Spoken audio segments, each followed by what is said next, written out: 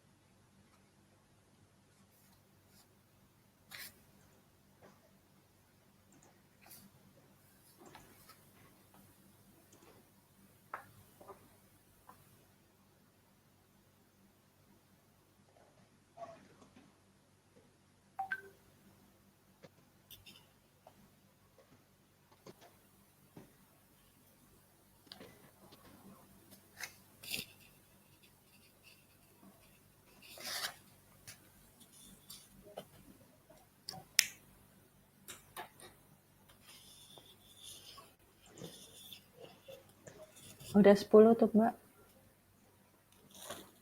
Oke, mau dimulai saja ya, Bu? Iya. Baik. Selamat pagi teman-teman semua. Terima kasih sudah berpartisipasi di webinar series Cantikara. Untuk sesi ketiga ini kita akan membahas tentang terapi warna untuk keselarasan tata letak dan dekorasi interior. Nah, di sini juga nanti akan dibahas mengenai tata warna, fungsi warna, dan terapi warna untuk dekorasi rumah dan interiornya. Nanti Bapak Ibu juga bisa bertanya-tanya mengenai warna apa sih yang cocok untuk dekorasi rumah, atau kantor, atau ruangan kerja, seperti itu. Sebelum kita memulai, kita berdoa dulu untuk memulai tersebut sesuai dengan saya untuk berdoa dimulai.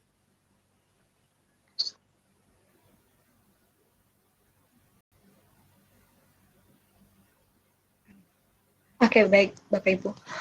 Selanjutnya materi ini akan dibawakan oleh Ibu Lulu. Untuk Ibu Lulu, saya persilahkan. Terima kasih Mbak Dewi. Selamat pagi teman-teman. Kita berjumpa lagi di dalam webinar series yang ketiga.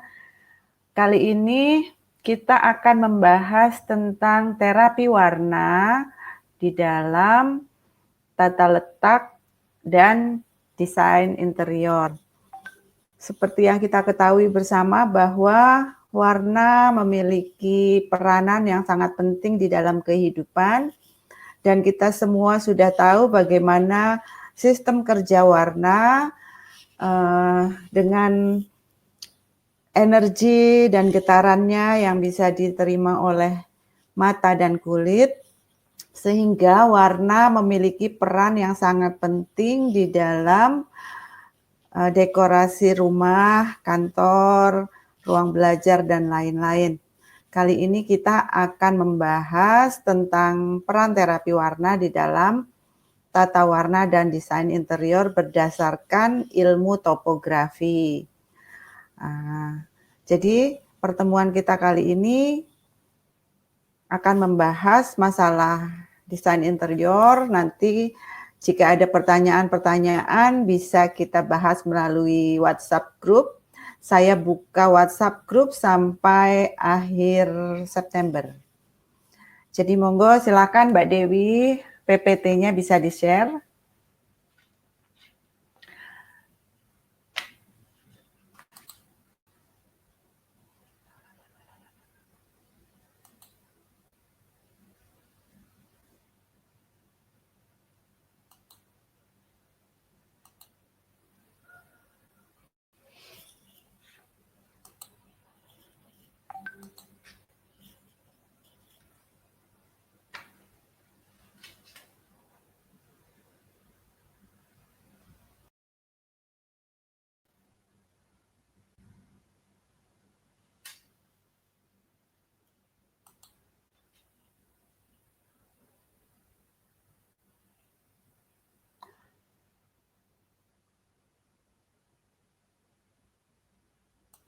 terapi warna. Terapi warna untuk keselarasan tata letak dan dekorasi interior. Kali ini pembahasan tentang tata warna berdasarkan topografi. Di sini saya jelaskan bahwa topografi adalah sebuah ilmu yang mempelajari tentang keselarasan antara manusia, astronomi, dan geologi, sehingga dapat hidup bersama secara harmonis. Dalam prinsip topografi, warna sangat penting dan kompleks sebab perhitungan tata letak selalu melibatkan unsur warna. Selain itu ada juga rumusan heksagram dan 5 unsur yang juga menggunakan konsep warna. Akan tetapi, karena kita hanya memiliki waktu yang sangat terbatas, maka kali ini kita hanya membahas tentang topografi dengan background warna. Mungkin pada webinar yang akan datang, kita akan mengupas tuntas tentang topografi dengan rumusan heksagram dan 5 unsur, serta geopatos atau penyakit bumi yang mempengaruhi tata letak. Kali ini kita mulai dengan pengetahuan baru tentang topografi. Tata warna dalam topografi, warna memiliki peran sebagai suatu hal yang mengandung energi, kekuatan, dan getaran. Ini kenapa gini ya PPT-nya ya tulisannya ya. Yang kedua adalah mencerminkan sifat dan karakter magnetik alam semesta. Yang ketiga, warna secara psikologis dapat dirasakan pengaruhnya. Kita sudah membahas warna secara detail pada sesi 1 dan 2. Bahkan kita sudah membuat air pelangi dan ada yang merasakan efek dari air pelangi itu setiap orang berbeda-beda ya. Ada yang merasakan tubuhnya menjadi lebih segar, tetapi ada juga yang merasakan pusing dan lain-lain. Warna juga sangat berpengaruh terhadap perilaku emosi seseorang. Ini juga kita sudah bahas detail kemarin di 2 sesi yang lalu. Dan warna berinteraksi di dalam kehidupan. Fungsi warna dalam topografi, elemen warna dalam topografi digunakan untuk peningkatan sebagai langkah mengoptimalkan keadaan yang sudah baik. Jadi ketika kondisi kita sudah baik, misalnya keadaan rumah tangga sudah baik, maka kita bisa mencari warna-warna yang bisa meningkatkan atau mengoptimalkan kondisi tersebut. Yang kedua adalah warna berperan sebagai alat penyelarasan.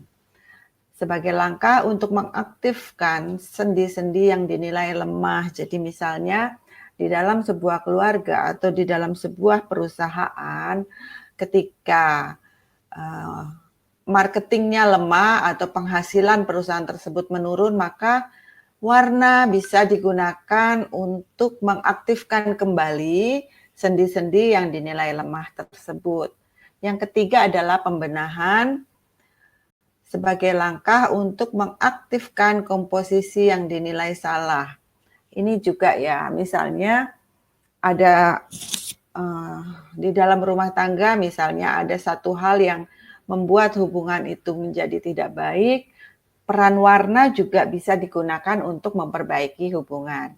Lalu yang keempat adalah penyembuhan sebagai langkah untuk tujuan pembetulan, baik melalui aspek-aspek tertentu. Ini lebih ke penyembuhan self-healing ataupun untuk healing seisi rumah. Kemudian terapi warna untuk desain interior, di sini penerapan warna yang tepat akan memberikan manfaat yang luar biasa. karena warna merupakan elemen penting dalam interior yang dimanfaatkan untuk menciptakan kesan tertentu. Jadi ketika kita memiliki sebuah rumah atau sebuah kantor, maka kita yang owner pasti memiliki tujuan tertentu atau ingin memiliki kesan tertentu terhadap bangunan yang dia miliki. Misalnya ketika saya memiliki rumah, maka saya ingin membuat kesan terhadap rumah saya tersebut adalah rumah yang ramah, rumah yang nyaman dihuni, nyaman bagi para pasien yang datang. Maka di sini saya harus menciptakan sebuah ruangan dengan warna yang bisa diakses atau bisa dikonsumsi oleh semua orang yang datang. Lalu, penggunaan warna yang tepat memberikan keseimbangan dan vitalitas pada ruangan. Penerapannya secara tepat dapat membantu kita merasa seimbang, harmonis dengan lingkungan sekitar. Warna juga mempengaruhi kesehatan mental, fisik, dan emosi. Ini mirip-mirip ya pengertiannya seperti yang pertama, bahwa ketika warna itu sesuai dengan karakter si pemilik rumah, maka warna akan menjadi penyeimbang dan menambahkan vitalitas pada ruangan. Jadi misalnya kita adalah pribadi yang ekstrovert, maka kita akan memberikan kesan ekstrovert kepada ruangan tempat kita tinggal. Sehingga orang-orang yang datang merasakan keramahan, kenyamanan, dan merasa secara mental dan emosi akan merasa dekat. Itu fungsi terapi warna untuk desain interior. Warna tidak hanya diterapkan pada cat dinding, namun cobalah mengaplikasikannya pada perabotan, bed cover, vas, sampai pernik-pernik kecil lainnya. Buktikan bahwa ternyata kekuatan warna dapat mengubah mood Anda menjadi lebih baik. Jadi misalnya kita memiliki sebuah ruangan yang berwarna putih polos, maka cobalah untuk memberikan sentuhan warna lain pada ruangan tersebut. Misalnya sentuhan warna hijau dengan meletakkan pot bunga di dalam ruangan, dengan meletakkan lukisan berwarna hijau dan coklat, misalnya seperti itu ya. Atau dengan mengisi ruangan dengan furnitur yang berasal dari kayu atau figura yang berasal dari kayu seperti itu. Jadi agar kita juga merasa lebih nyaman di dalam ruangan yang berwarna putih. Sesuaikan warna dengan aktivitas yang dilakukan dalam ruangan tersebut agar energi atau pengaruhnya tidak saling berbenturan dan berakibat fatal. Jadi misalnya ketika kita memiliki ruang tidur, maka sesuaikanlah warna di kamar tidur kita agar energi kita juga sesuai dengan warna ruangan tersebut. Warna ruangan tidur misalnya, kita mencari warna-warna yang redup, warna-warna dingin. Agar apa? Agar kita bisa rileks, tidur kita bisa nyenyak, dan kita juga bisa beristirahat dengan optimal di dalam kamar. Akan tetapi ketika kita menggunakan warna-warna terang di dalam kamar, usahakan warna-warna tersebut tidak terlalu dominan. Jadi seperti itu ya. Ini juga sudah saya bahas. Bayangkan jika dalam sebuah kamar tidur yang seharusnya penghuninya berada dalam kondisi tenang dan tentram, malah menjadi giat beraktivitas dan penuh semangat dalam berkreasi, karena ruangan tersebut berwarna jingga yang bersifat penuh vitalitas dan energi. Ini sifat-sifat warna sudah kita bahas di sesi 1 dan 2. Ada warna hangat, ada warna dingin. Warna hangat itu adalah merah, kuning, dan jingga atau oranye, bersifat penuh energi, membangkitkan semangat dan vitalitas dan lain-lain. Jadi usahakan kamar tidur tidak dicat dengan warna-warna hangat. Warna sangatlah akrab dengan kehidupan, memiliki pengaruh yang sangat kuat terhadap kejiwaan, sikap, perilaku dalam pengambilan keputusan. Akibat daya pengaruh yang ditimbulkannya, warna juga bisa diuraikan sebagai bahasa jiwa dan rasa terhadap sebuah kondisi yang berlangsung. Hal ini dapat terjadi karena warna memiliki karakteristik sifat yang secara tegas mempengaruhi psikis seseorang, serta dapat memberikan berbagai inspirasi yang membangkitkan reaksi emosi. Ini juga kita sudah paham ya, saya rasa semua teman-teman di sini sudah memahami karena kemarin kita sudah bahas tuntas di sesi 1 dan sesi 2. Konteks dari tata warna untuk desain interior sudah kita pahami di sesi 1 dan sesi 2 melalui sifat-sifat warna. Sesi 3 ini kita hanya membahas tentang warna berdasarkan pengetahuan yang sudah kita dapatkan di sesi 1 dan 2. Next, barangkali kita akan membahas lebih jauh tentang tata letak dan geopatos atau penyakit bumi terhadap bangunan. Nah, ini warna merah kita kemarin juga sudah bahas, dikaitkan dengan kekuatan, hasrat, dan vitalitas. Penggunaan warna ini secara konstan dalam jangka waktu tertentu dapat membangkitkan perasaan menghargai diri sendiri dan meningkatkan kewaspadaan. Sifat yang dominan membuat warna ini dapat membangkitkan semangat. Warna merah berfungsi mengurangi ukuran ruangan yang terlalu besar dan meningkatkan ukuran suatu benda. Jadi misalnya warna merah, warna dinding ruangan yang kita cat merah, maka ruangan tersebut akan tampak lebih kecil. Akan tetapi, jika kita memiliki sebuah ruangan berwarna putih atau kuning atau warna yang lain, lalu kita memiliki sebuah meja yang kecil, tetapi kita ingin membuat meja tersebut tampak dominan, maka catlah meja tersebut dengan warna merah. Karena warna merah membuat benda yang tadinya kecil akan nampak besar karena warna tersebut sangat dominan. Warna ini baik digunakan sebagai aksen karena dapat menghidupkan suasana agar terasa berenergi dan dinamis dengan kesan hangat, semangat, dan makmur. Sifat yang dominan membuat warna ini dapat membangkitkan semangat.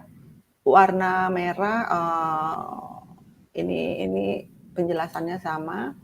Penerapan warna merah sangat baik diaplikasikan pada ruangan yang digunakan untuk berbagai aktivitas, misalnya ruang keluarga.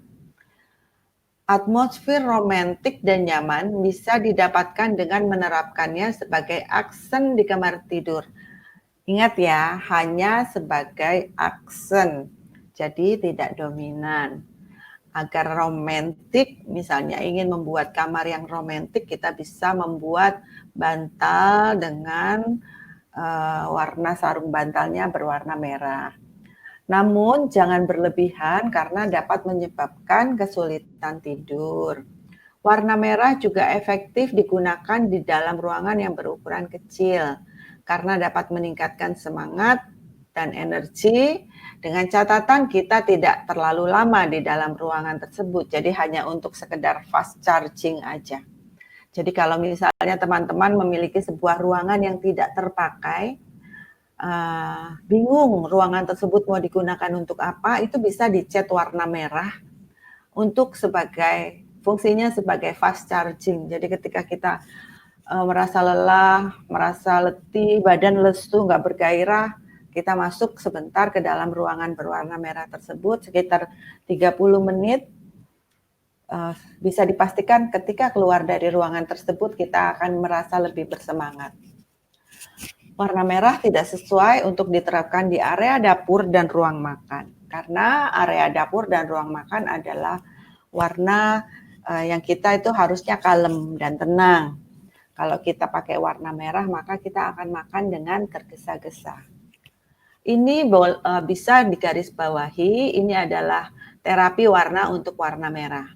Warna merah juga sangat baik digunakan pada penderita gangguan pemusatan pikiran, ADD, Attention Deficit Disorder. Jadi kalau misalnya kita memiliki anak yang mengalami ADD, itu kita bisa menggunakan warna merah untuk membantu dia agar lebih mudah berkonsentrasi.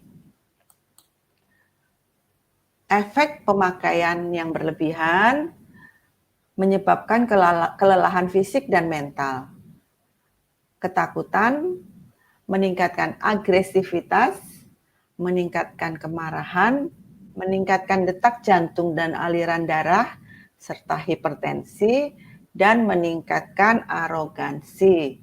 Wah, ternyata bahayanya juga ada ya, makanya sejak awal saya selalu berpesan gunakanlah warna dengan bijaksana.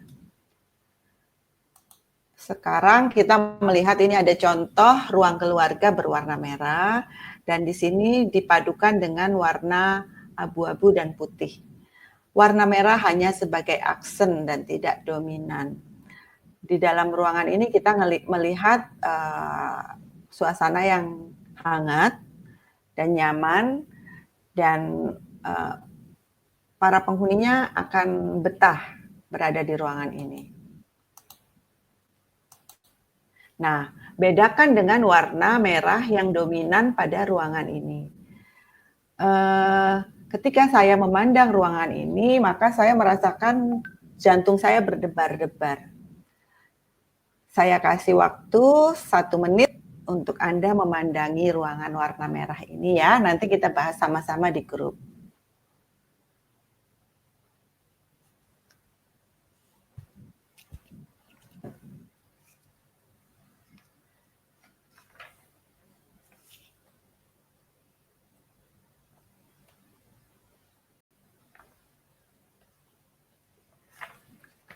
Oke, sudah ya.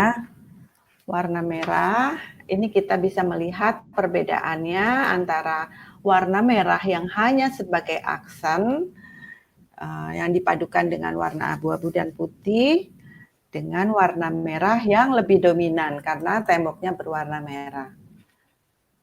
Maka bisa dipastikan orang yang tinggal di dalam ruangan yang dominan berwarna merah selama bertahun-tahun, dia akan mengalami masalah-masalah tersebut. Oke, sekarang warna merah ini juga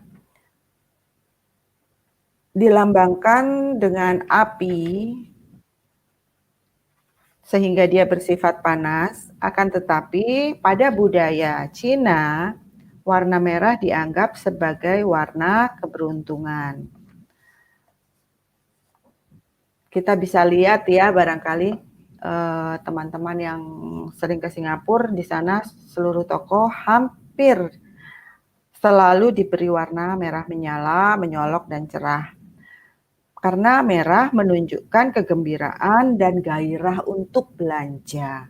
Jadi kalau misalnya ada teman-teman yang punya toko, bisa digunakan warna merah ini sebagai pintu. Pintu masuknya dikasih warna merah. Sekarang kita membahas tentang warna jingga atau orange. Warna yang cocok untuk meningkatkan komunikasi karena membawa keceriaan, kegembiraan, kreativitas, ambisi, dan rasa humor. memberikan kesan hangat dan menciptakan atmosfer yang akrab pada ruangan. Penerapan warna jingga gunakan pada ruangan keluarga, gang di dalam rumah. Karena apa? Karena biasanya rumah-rumah yang memiliki gang, maka gang itu akan berwarna gelap atau warnanya lebih, karena cahaya, maka warna gang akan terasa lebih gelap. Sehingga disarankan untuk memberi cat pada gang tersebut dengan cat berwarna oranye atau jingga. Yang kedua adalah memberikan kesan hangat dan akrab. Warna jingga juga baik diterapkan pada dapur atau ruang makan karena dapat membangkitkan selera makan. Jadi teman-teman yang memiliki kafe atau resto, mulai dipikirkan untuk menggunakan taplak atau mungkin mengganti kursi-kursinya dengan kursi yang berwarna orange. Agar yang datang ke resto tersebut memiliki selera makan yang bagus. Yang keempat, dapat meningkatkan kreativitas dan ambisi, terapkan pada ruang kerja Anda. Jingga juga sesuai untuk ruang belajar penderita gangguan pemusatan perhatian atau ADD. Tadi juga merah juga ya. Ini orange juga ternyata karena merupakan warna yang meningkatkan konsentrasi dan intelektual. Yang keenam adalah dapat mengatasi masalah asma, gangguan pencernaan, kedinginan, gangguan tiroid. Jadi warna jingga atau orange ini bagus digunakan untuk orang-orang yang memiliki penyakit GERD. Jadi orang-orang yang memiliki gangguan pada pencernaan bisa menggunakan warna orange dan kuning nanti ya. Warna ini juga baik digunakan oleh ibu menyusui karena dapat meningkatkan produksi air susu. Efek pemakaian yang berlebihan menyebabkan perilaku yang kurang bertanggung jawab. Jadi suka lari dari tanggung jawab ya, orang-orang yang kelebihan menggunakan warna orange itu suka lari dari tanggung jawab, suka ngeles. Lalu mengalami keresahan dan kegelisahan. Jadi kurang, hidupnya nggak tenang, selalu resah dan gelisah. Ini ada contoh desain dapur dengan menggunakan warna orange pada pintu dan kitchen setnya. Dikombinasikan dengan warna coklat agar lebih membumi. Ini bagus ya, bisa ditiru nih. Lalu yang berikutnya adalah warna kuning. Kuning adalah warna yang menyenangkan karena kesannya ceria dan energik. Sifatnya meningkatkan semangat, menstimulasi energi positif. Selain itu, warna kuning juga merupakan simbol keberuntungan. Warna ini mudah beradaptasi dan fleksibel. Kuning sering dihubungkan dengan ego, keinginan, dan intelektual. Oleh karena itu, warna ini dipercaya dapat meningkatkan energi dan aktivitas mental, meringankan pikiran, dan menstimulasi otak kiri. Jadi untuk anak-anak yang mau ujian misalnya, bisa kita suruh dia menatap warna kuning sebelum dia belajar atau sebelum mereka berangkat sekolah. Karena warna kuning dapat menstimulasi otak kiri. Kuning juga memiliki manfaat mengaktifkan saraf-saraf penggerak dan dapat membangkitkan energi otot sehingga memberikan efek positif. Jadi kalau ada teman-teman yang memiliki usaha gimnastik ya, itu ya tempat fitness, itu sediakan ruangan berwarna kuning untuk pemanasan. Karena warna kuning membantu mengaktifasi saraf-saraf penggerak dan membangkitkan energi dari otot sehingga memberikan efek yang lebih positif. Jadi ketika kita melakukan pemanasan di ruangan yang berwarna kuning, maka hasilnya akan sangat berbeda dengan ruangan yang berwarna biru. Ini bagus diterapkan untuk teman-teman yang memiliki usaha senam, yoga, atau fitness. Bisa menggunakan dinding berwarna kuning. Nah, ini penerapan warna kuning merupakan warna yang baik untuk meningkatkan semangat belajar. Sebaiknya digunakan di dapur, kamar mandi, untuk menstimulasi energi. Warna kuning juga baik diterapkan pada ruang kerja karena meringankan pikiran dan menstimulasi kerja otak kiri. Berhubungan dengan sifat warna kuning yang membangkitkan semangat, maka jangan digunakan pada kamar tidur karena akan menyebabkan kesulitan tidur. Jadi ada 3 warna tadi yang kita bahas, merah, orange, dan kuning. Ketiganya memiliki kesamaan membangkitkan semangat. Jadi janganlah Anda menggunakan warna-warna tersebut untuk dinding kamar tidur. Karena nanti kita tidak bisa rileks. Kuning adalah warna yang baik bagi anak-anak yang mengalami gangguan pemusatan perhatian. Sama ya, jadi ada 3 warna yang dapat kita gunakan untuk membantu anak-anak agar lebih mudah berkonsentrasi, yaitu warna apa tadi? Merah, orange, dan kuning. Mempunyai efek yang baik bagi penderita gangguan saraf, rematik,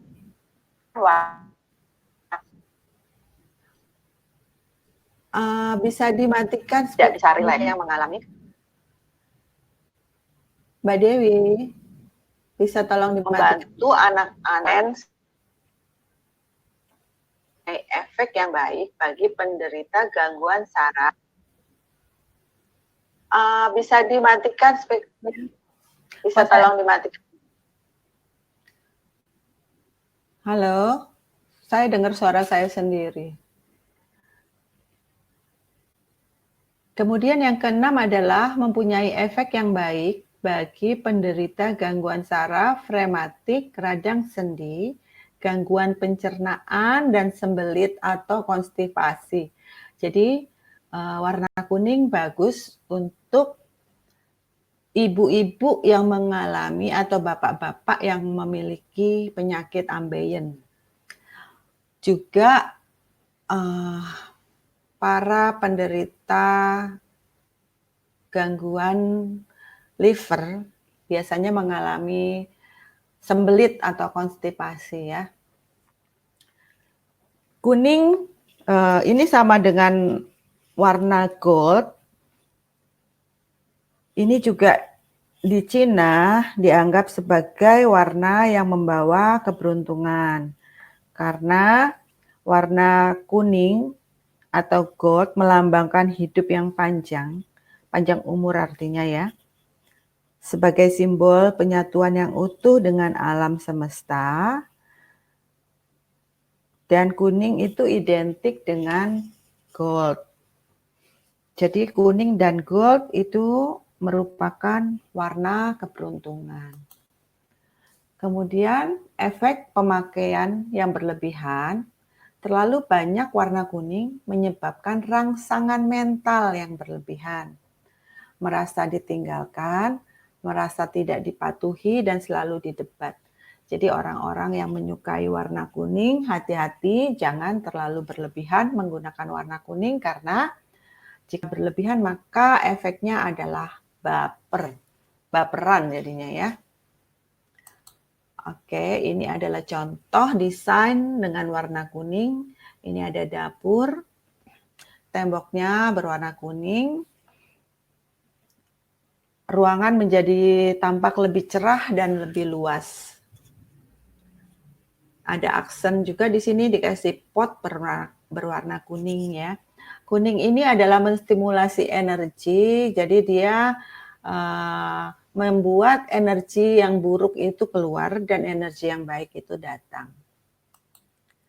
Nah, ini ada kamar mandi juga berwarna kuning dikombinasikan dengan warna kayu. Ini juga bagus. Tetapi kita juga jangan lama-lama berada di kamar mandi karena keluar-keluar nanti kita baper. Kemudian ini ada meja kerja atau ruang belajar yang berwarna kuning. Bisa membantu menstimulasi otak kiri. Oke, sekarang kita lanjut ke warna hijau. Hijau mengingatkan kita akan alam, juga sering dikaitkan dengan harmoni, kejujuran, keseimbangan.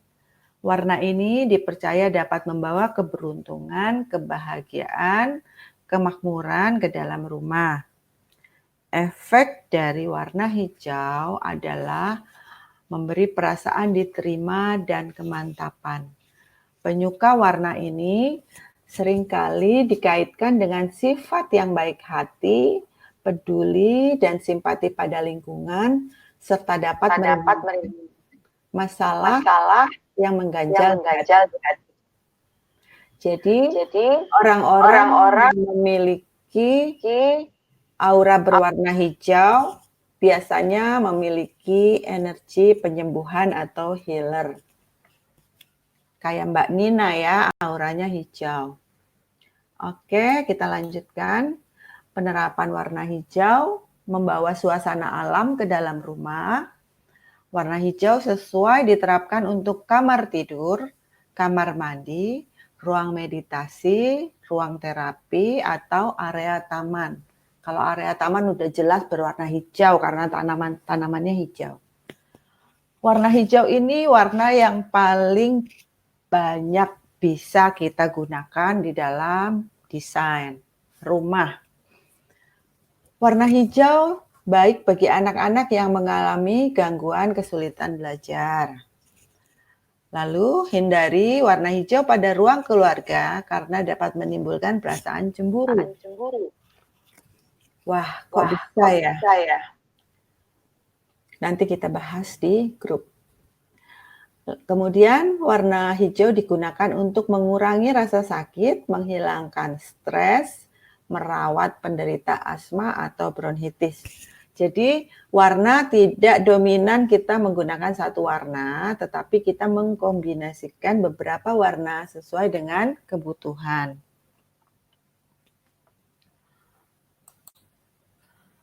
Efek pemakaian yang berlebihan menimbulkan perasaan bingung dan terisolasi, egois, memikirkan diri sendiri, cemburu, depresi, kebimbangan, dan rasa malas. Wah, ternyata jika berlebihan digunakan juga efeknya juga kurang bagus ya teman-teman. Jadi bijaksanalah dalam menggunakan warna. Oke, kita lanjut. Kita bisa melihat di sini ada kamar tidur dengan cat berwarna hijau. Ini kombinasi hijau, putih, dan abu-abu. Nampaknya asri ya. Kayaknya males bangun deh kalau udah kamarnya seperti ini. Kemudian ini ada kamar mandi yang berwarna hijau. Hijau itu memiliki kesan menyatu dengan alam. Kemudian ini ada ruang praktek. Nah, ini ruang praktek ini kebetulan kayaknya akupuntur ya kalau kita lihat dari gambar, dan itu ada thermal deep lamp TDP-nya, thermal deep penetration, terus ini ada gambar-gambar ini kayaknya ruang praktek akupuntur. Ini menggunakan warna hijau. Nah, ini ada taman, dan ini bisa juga jadi tempat meditasi. Kita untuk teman-teman yang memiliki bisnis yoga dan meditasi bisa menggunakan aksen berwarna hijau agar para peserta bisa langsung masuk ke dalam gelombang alfa. karena warna hijau itu gelombang rileks banget ya. Oke, sekarang kita lanjutkan warna biru. Biru sering diasosiasikan sebagai warna yang melambangkan kejujuran, kesetiaan, harapan, harmoni, selain menyimbolkan rasa cinta, spiritualisme, proteksi, dan kecantikan. Selain itu, kesan yang didapat dari penerapan warna biru adalah ketenangan, ketentraman, dan kenyamanan. Jadi orang-orang yang menyukai warna biru biasanya orang yang sabar, lalu kalem gitu ya, tenang. Penerapan warna biru karena sifatnya nyaman dan bisa melancarkan komunikasi, biru sangat sesuai diterapkan di kamar tidur dan ruang keluarga. Karena selain membuat tidur menjadi lebih nyenyak, komunikasi dengan pasangan pun terasa lebih lancar dan tenang. Akan tetapi harus diingat jika kita berlebihan menggunakan juga ada efek negatifnya. Jadi berilah aksen yang sedikit hangat. Nah, ini efeknya dapat memperlambat denyut jantung, menurunkan tekanan darah, menghilangkan stres, membuat kita dapat bernafas lebih dalam. Selain itu, warna biru dapat memperluas imajinasi, melancarkan komunikasi, menghilangkan atau meredakan rasa sakit atau nyeri. Kemarin kita juga sudah membahas tentang lampu LED yang berwarna biru. Lampu LED berwarna biru itu bisa mengurangi rasa nyeri. Jadi bagi teman-teman yang memiliki kesulitan tidur karena kalau malam itu badannya pegel-pegel atau kalau malam itu semua penyakitnya kerasa, cari aja lampu LED yang berwarna biru supaya tidurnya lebih nyenyak dan kita tidak merasakan sakit atau nyeri. Lalu yang kedua, dapat diterapkan untuk kamar tidur dan kamar belajar anak yang mengalami kesulitan belajar. Jadi anak-anak yang hiperaktif atau overaktif itu dia sulit sekali untuk menjadi tenang. Dengan memberikan sentuhan warna biru pada kamar tidur dan kamar belajar, maka mereka akan menjadi lebih tenang. Karena apa? Karena denyut jantungnya akan melambat. Tekanan darahnya juga akan melambat sehingga tubuhnya menjadi rileks. Warna biru juga memberi efek yang menyejukkan pada kamar mandi. Ini kalau kamar mandi berwarna biru biasanya orangnya betah berlama-lama di kamar mandi. Oke, efek pemakaian yang berlebihan. Terlalu banyak warna biru dapat menimbulkan perasaan malas, terisolasi. Jadi apa ya? Merasa asik sendiri. Kondisi yang terlalu tenang membuat motivasi menurun dan menyebabkan depresi. Loh, kita terlalu hektik juga depresi, tapi ternyata terlalu tenang juga depresi ya. Makanya yang sedang-sedang saja.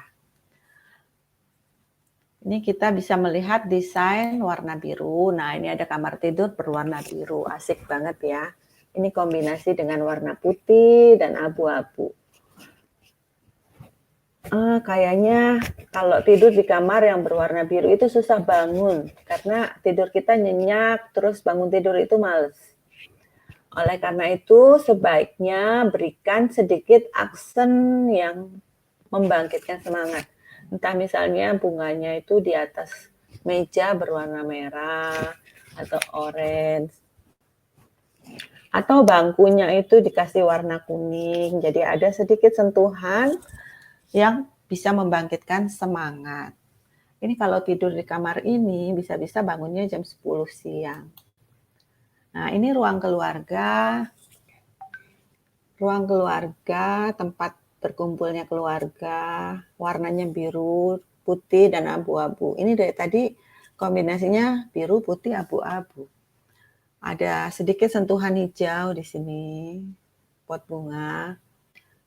Ini juga bisa membuat penghuni rumah betah di dalam rumah. Kondisi pandemi gini bagus sih betah di dalam rumah ya, daripada kita keluyuran di luar. Oke, selanjutnya kita lanjutkan dengan warna ungu. Warna ungu memiliki efek tenang dan menyejukkan. Seringkali dikaitkan dengan kesan yang berhubungan dengan wawasan yang luas, bermartabat, kehormatan, dan intuisi. Intuisi ini violet ya, jadi ungunya violet. Damai dan sejahtera itu lavender. Bahkan kesan agung untuk warna ungu tua. Jadi bagi teman-teman yang ingin meningkatkan intuisinya, feelingnya, memperbaiki feeling, intuisi, sering-seringlah meditasi atau melakukan pernafasan warna menggunakan warna violet.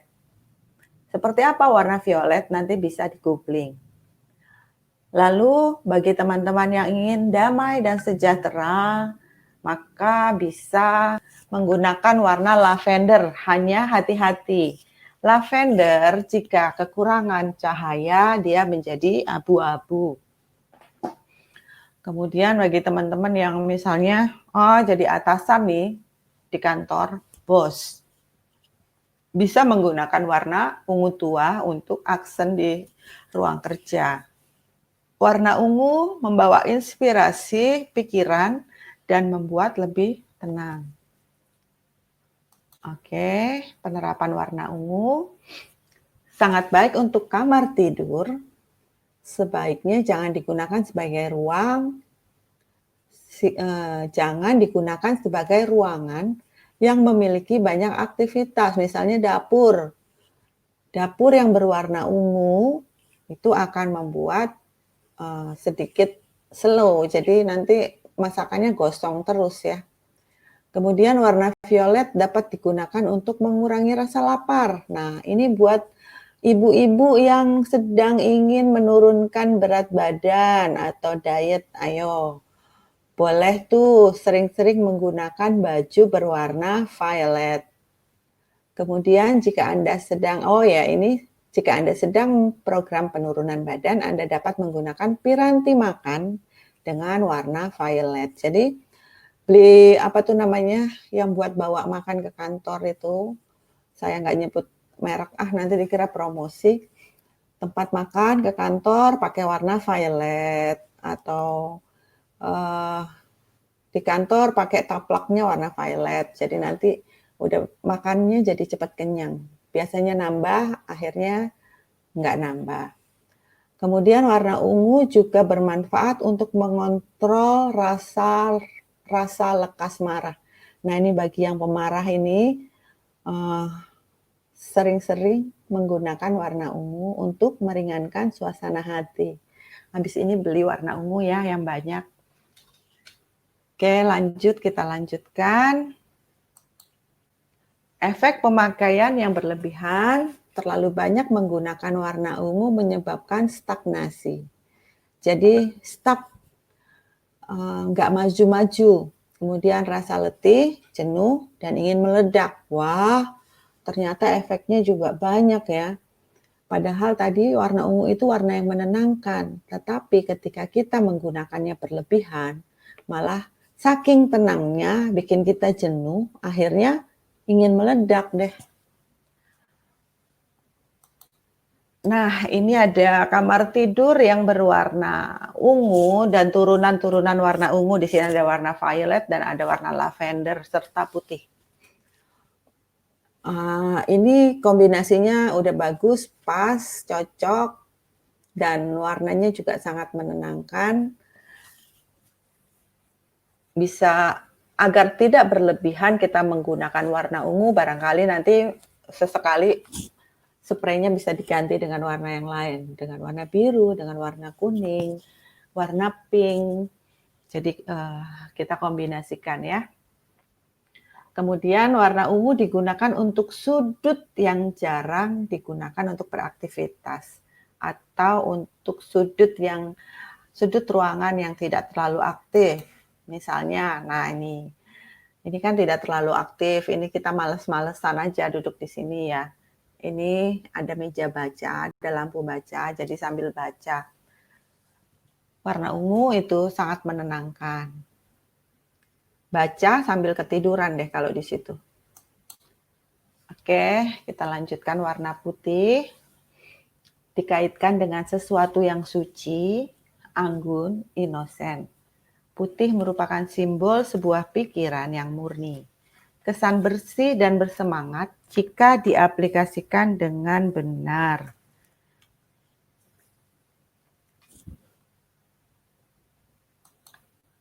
Penerapan warna putih, pada dasarnya putih digunakan pada semua ruangan. Jadi putih itu bisa digunakan pada semua ruangan ya. Semua tembok berwarna putih itu nggak masalah. Dapat menjadi latar belakang yang menarik untuk warna-warna lain. Nah, tapi kan nggak mungkin satu ruangan itu putih semua. Pasti kita ada pengen pajang foto yang figurannya berwarna coklat, atau kita pengen pajang lukisan yang figurannya itu berwarna gold, atau pengen taruh kursi yang warnanya merah barangkali. Putih dapat menjadi latar belakang yang menarik untuk warna-warna lain. Ya, pasti sudah ngerti semua ya. Aplikasi pada kamar mandi dan dapur, hindari pemakaiannya pada ruang makan dan kamar anak-anak. Karena ruang dapur dan kamar anak-anak cenderung lebih mudah kotor. Kemudian penggunaan warna putih yang tidak terlalu banyak ditambah dengan pernik tanaman dan siluet yang simpel dapat memberikan suasana yang menenangkan.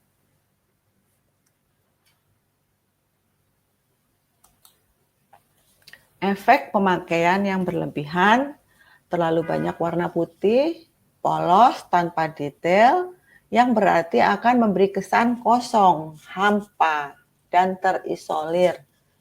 Putih juga, jika kita gunakan berlebihan, maka akan terasa tidak ramah, karena terlalu steril sehingga tidak tersentuh.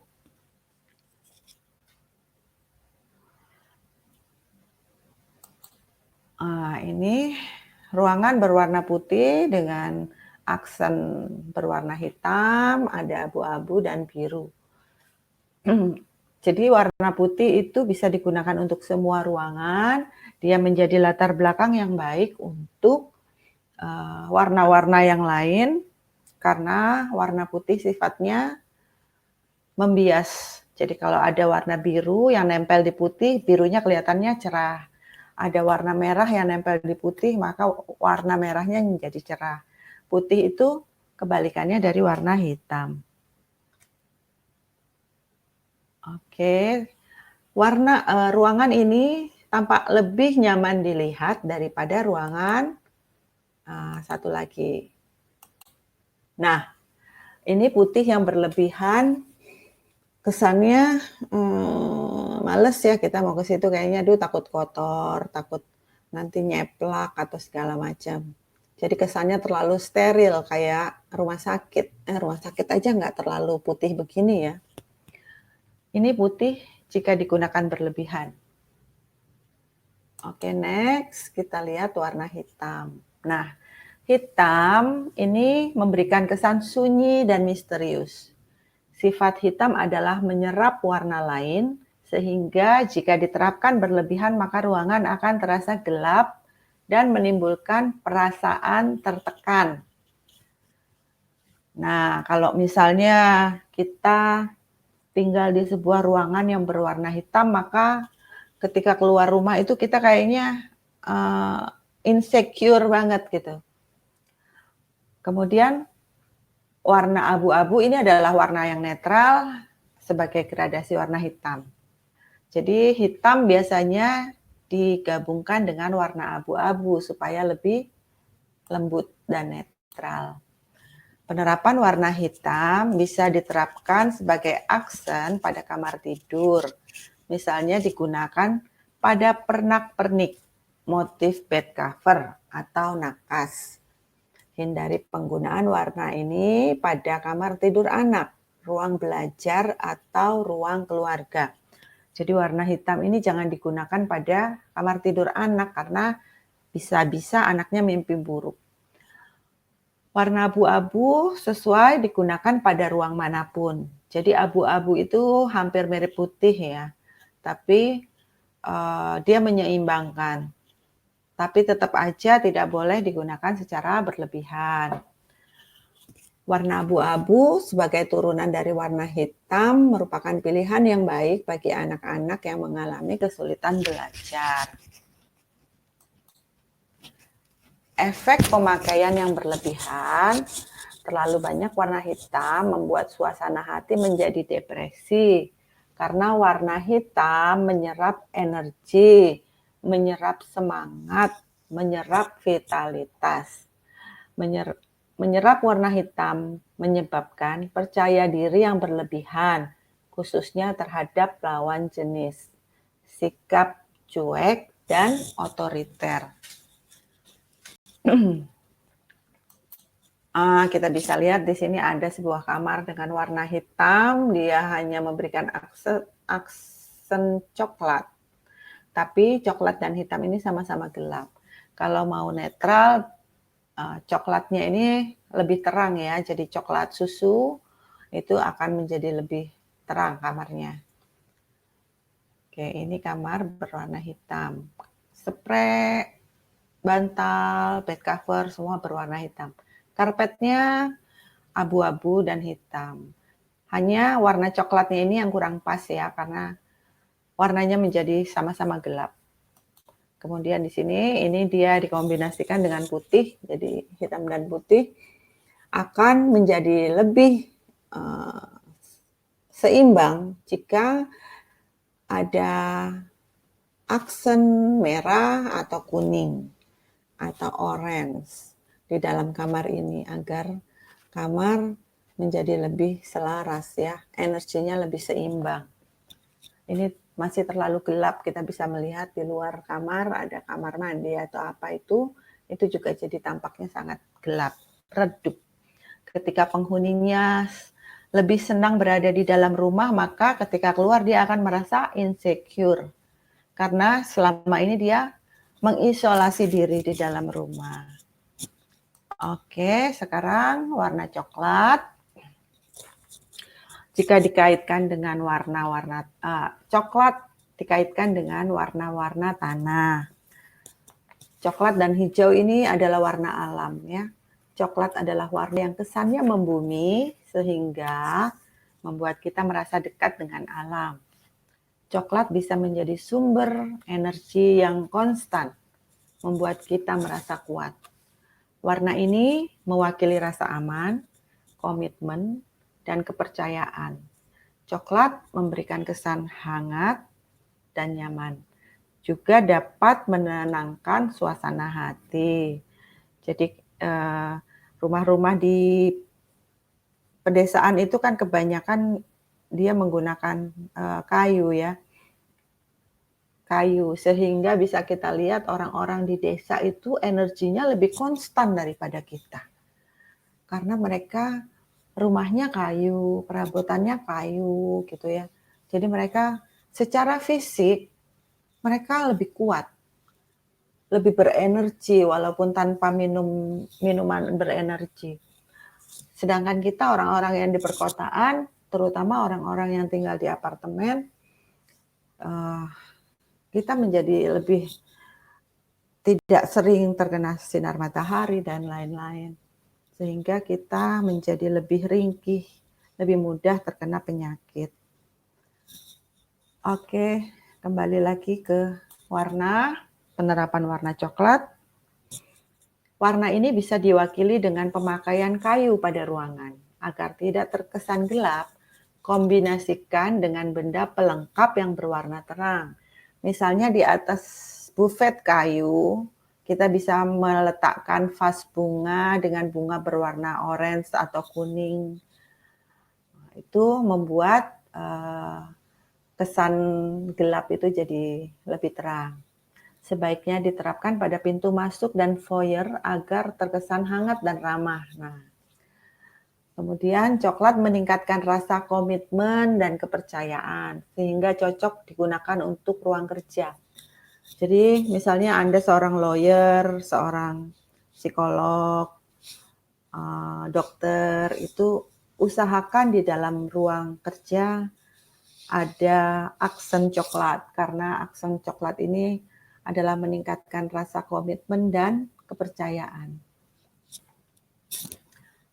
Kemudian efek pemakaian yang berlebihan, terlalu banyak menggunakan warna coklat menyebabkan timbulnya perasaan bersemangat yang berlebihan.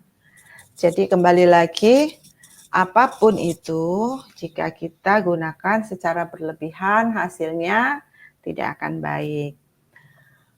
Saya seringkali merekomendasikan orang untuk menggunakan warna yang penuh energi untuk ruang tamu, seperti merah, kuning, orange, atau krem. Karena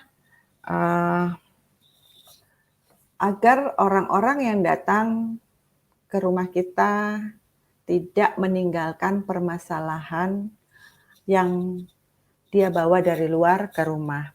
Jadi warna-warna merah, kuning, orange, dan krem ini bisa menstimulasi energi.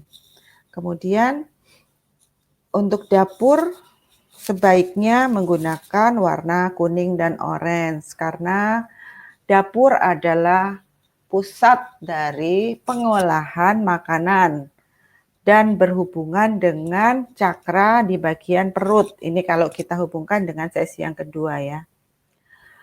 Nah, kemudian untuk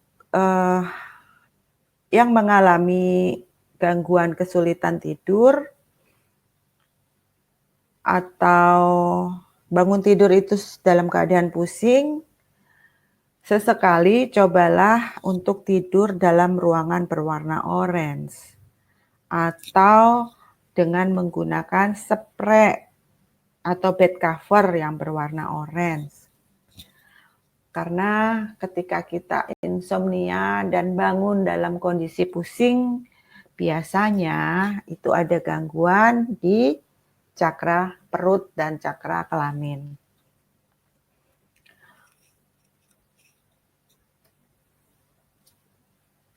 Oke, sekarang kita lanjutkan.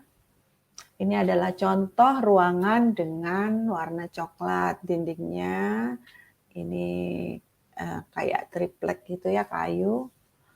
Lalu kursinya juga coklat muda. Ini meja kursi makannya juga coklat. Ini serba coklat ya. Coklat dengan gradasinya. Kemudian ada juga dapur. Nah, dapur ini kitchen setnya juga dari kayu, lantainya juga dari kayu. Ini cocok untuk di daerah dataran tinggi ya kayaknya ya.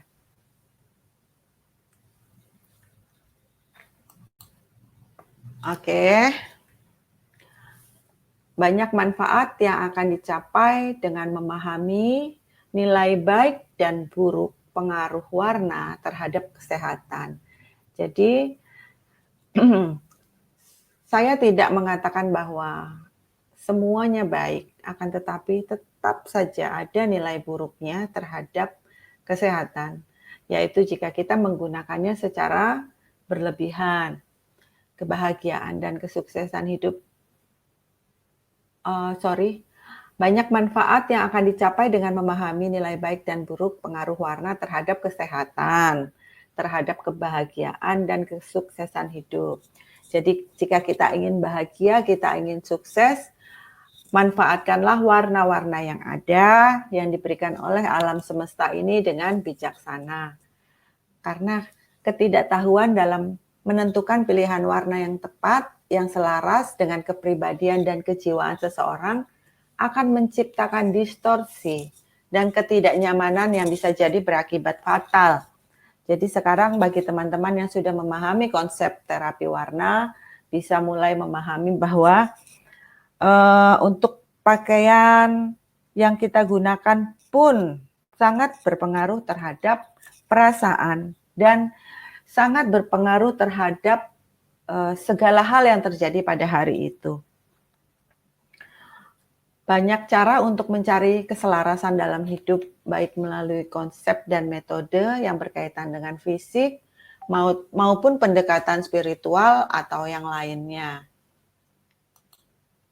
keselarasan dan keharmonisan hidup yang dimaksud meliputi ada 3 faktor di sini, yaitu keharmonisan hidup dengan lingkungan hidup dalam bentuk menjaga kelestarian dan keaslian ekosistem, kita tidak merusak alam. Lalu yang kedua, keharmonisan hubungan di dalam keluarga dengan teman dan masyarakat sekitar.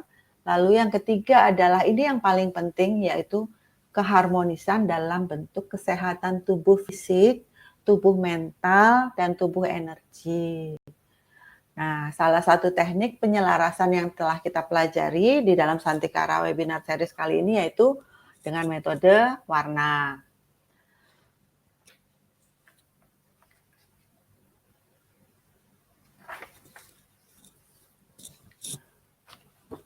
Bijaksanalah dalam menggunakan warna, kenali pribadi Anda dan kenali warna yang dapat membuat pribadi menjadi lebih baik, lalu aplikasikanlah di dalam kehidupan.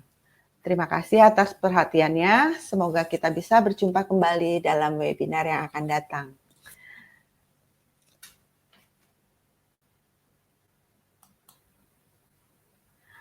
Oke, materi kali ini sudah selesai. Kita akan lanjutkan dengan tanya jawab. Monggo Mbak Dewi, silakan dibuka sesi untuk tanya jawabnya.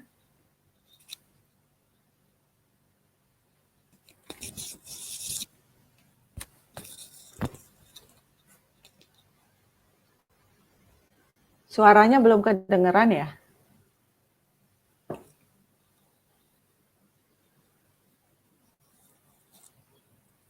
Bisa dimunculkan aja Mbak Dewi pertanyaannya. Suaranya belum kedengeran.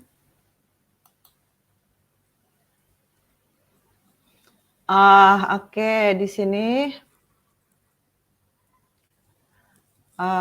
Mas Ardi, warna merah dominan bikin pening dan capek di kepala.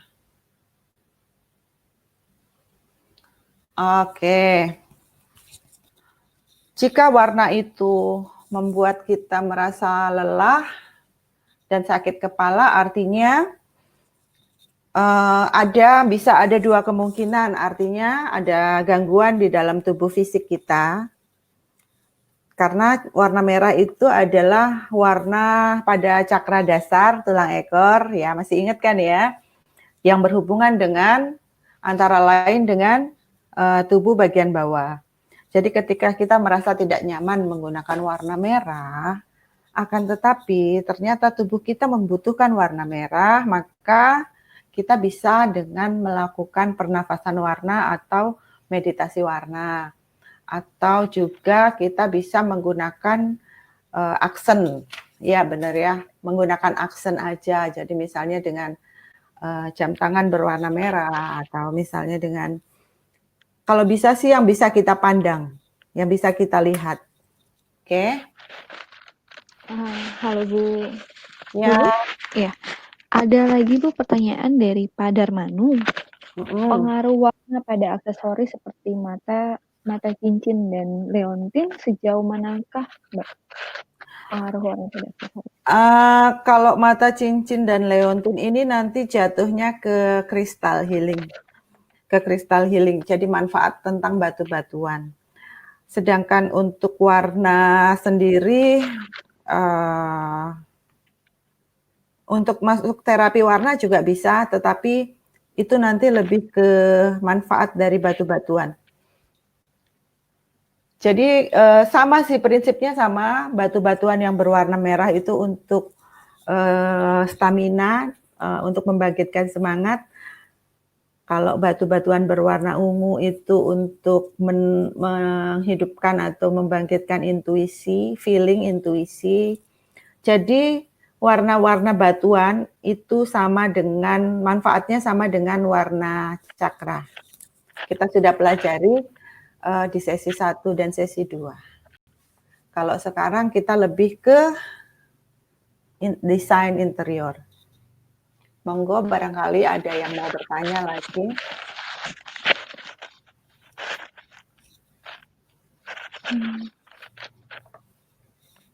Hmm.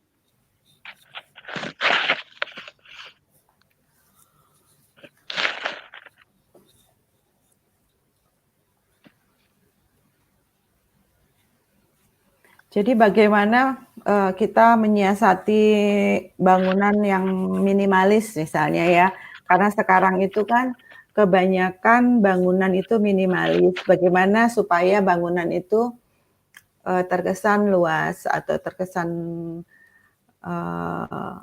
lebar gitu, padahal bangunannya itu sangat minimalis. Bagaimana cat apa yang kita perlukan, warna apa yang kita perlukan.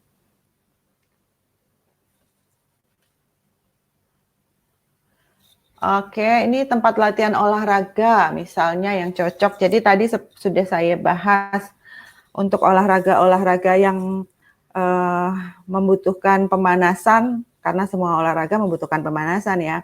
Sebaiknya kita menggunakan warna kuning atau orange, karena warna kuning dan orange itu dapat menstimulasi saraf-saraf dan otot, mengaktifkan saraf dan otot, sehingga jika pemanasan kita lakukan di dalam ruangan yang berwarna kuning atau orange, maka kita akan lebih optimal.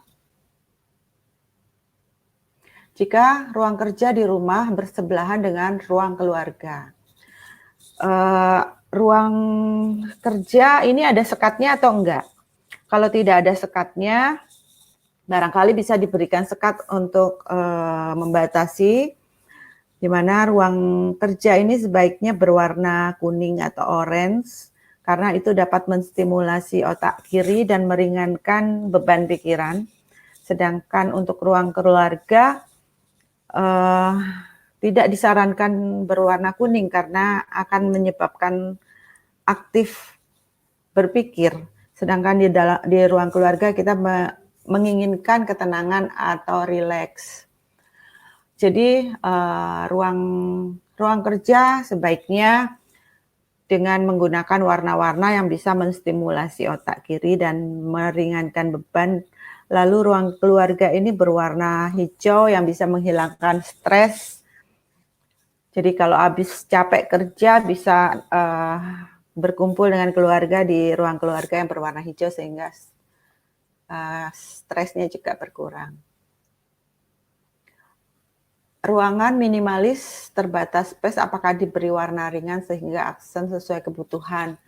Kalau untuk ruangan minimalis sebaiknya diberi ruangannya bisa dicat dengan warna putih, karena warna putih itu kesannya luas, lalu diberi aksen. Warna putih itu akan membuat warna-warna lain menjadi lebih dominan dan ruangan akan terasa lebih luas dan nyaman. Kalau kita menggunakan warna hijau untuk ruangan yang sempit, maka kita akan mengalami unmotivated tadi ya, jadi agak sedikit mager gitu ya. Jadi kalau semua ruangan kita cat dengan warna hijau, maka kita cenderung menjadi orang yang sangat sabar, nyaman di rumah, tapi efeknya adalah kita akan mengalami unmotivated itu tadi. Jadi sebaiknya untuk rumah yang tidak terlalu luas, gunakanlah warna yang netral. Bisa abu-abu, bisa putih. Lalu diberi aksen dengan warna-warna sesuai keperuntukannya. Jadi misalnya untuk di ruang tamu, kita bisa menggunakan warna-warna yang cerah, agar tamu yang datang tidak meninggalkan energi negatif di rumah kita. Lalu untuk ruang keluarga bisa kita gunakan warna-warna yang tenang dan nyaman yang membuat keluarga betah. Siapa yang menari, Pak Kris?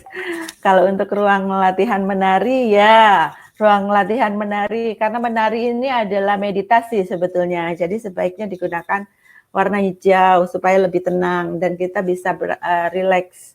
Karena menari itu adalah satu kesatuan antara gerak tubuh dan jiwa. Jadi sebaiknya menggunakan warna hijau sehingga bisa lebih menyatu dengan alam. Oke, barangkali ada yang lain. Ada 19 orang yang ingin bertanya, monggo silakan. Saya masih pemula. Monggo silakan yang ingin bertanya. Karena ini adalah sesi terakhir kita dan WhatsApp grup yang ada saya sediakan sampai 1 minggu ke depan. Setelah itu akan di-close. Semoga materi terapi warna ini bisa membawa perubahan dan pencerahan bagi kita semua. Barangkali ada yang lain yang mau bertanya. Ini masih 45 menit lagi ya Mbak Dewi? 44 menit lagi. Oh, 44 menit ya. Bapak Ibu jika ada pertanyaan bisa request to speak untuk nyalakan kameranya. Biar lebih enak mungkin untuk ngobrolnya. Ruangan terlanjur salah warna cat. Sejauh mana untuk dikomplement dengan warna-warna di dinding? Salah warna cat itu warna apa, Pak?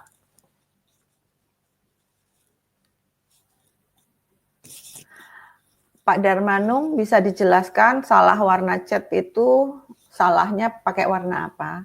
Nanti agar kita bisa melihat warna komplementnya.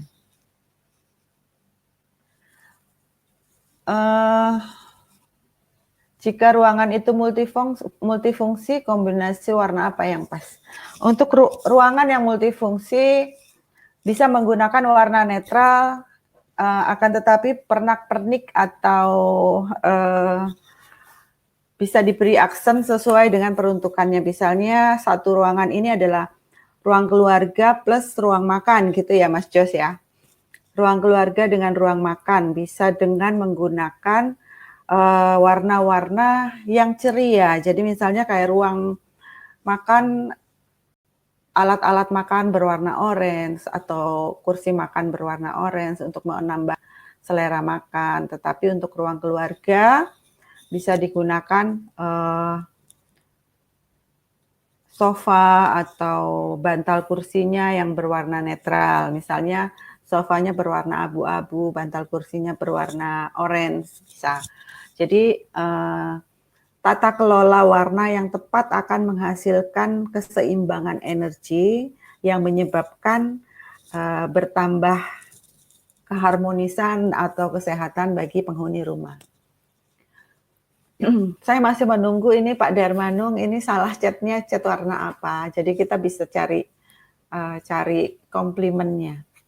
Kalau untuk Mas Jos tadi jawabannya adalah kita bisa menggabungkan beberapa warna untuk ruangan multifungsi, tetapi warna-warna tersebut disesuaikan dengan peruntukannya.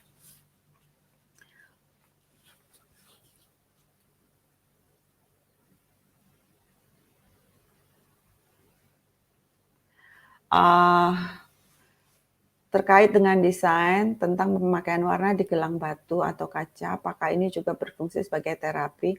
Jadi gini Mbak, kalau gelang batu itu nanti kita masuknya ke terapi kristal healing, sedikit berbeda, akan tetapi ada persamaannya. Persamaannya adalah komposisi dan manfaat warnanya sama, akan tetapi di dalam kristal berbedanya adalah ada jenis-jenis kristal yang tidak bisa disatukan, tetapi ada jenis kristal yang boleh digabung, seperti itu. Apakah juga berfungsi sebagai terapi warna walaupun tidak terlalu dominan? Kalau kristal itu dominan, Mbak. Kristal itu sangat dominan. Asal yang natural ya. Asal yang natural itu dia sangat dominan untuk kesehatan. Jadi kalau misalnya kita menggunakan gelang kristal sesuai peruntukan, seperti tadi saya katakan bahwa kita mengalami gangguan pencernaan, berarti kita menggunakan gelang-gelang kristal asal yang natural ya, itu yang berwarna kuning seperti tiger eyes atau rutilated gitu ya, itu sangat dominan. Jadi lebih dominan daripada kita menggunakan baju. Karena apa? Karena kristal ini nanti akan saya bahas di kristal healing. Ini penjelasannya panjang dan asik. Warna kuning gading. Kuning gading pada semua ruangan. Oke, warna kuning gading. Kuning muda berarti ya. Kuning muda itu bisa dikatakan krem. Jadi krem itu adalah warna netral. Berbeda dengan warna kuning yang bisa membangkitkan, bisa memfokuskan intelektual, kecerdasan, dan lain-lain. Jadi warna kuning gading atau kuning muda itu jatuhnya warna krem. Dia disebutnya warna netral. Itu tidak salah Pak, itu tinggal Bapak nanti mengaplikasikan mau naruh komplemennya di mana atau mau naruh komplemennya di mana atau mau menggunakan pernak-pernik warna apa. Kalau kuning gading itu sebaiknya Bapak menggunakan aksen berwarna hijau dan coklat. Karena konsumsi yang berlebihan pada kuning gading juga hasilnya adalah stres.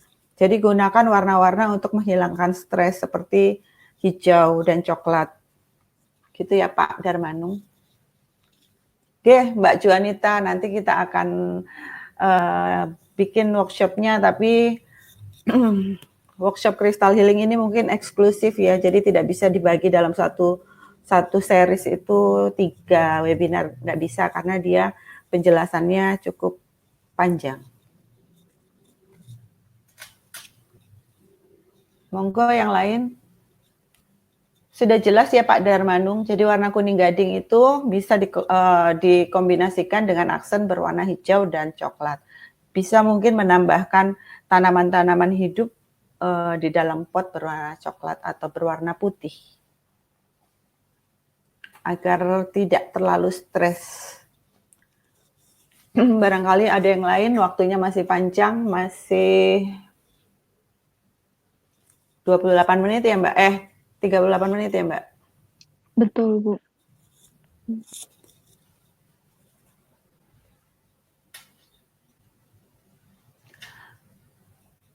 Teras tampak depan. Untuk kesan hangat biasanya tergantung penghuni rumah. Jadi apa yang kita inginkan, kesan apa yang kita inginkan untuk rumah atau kantor kita.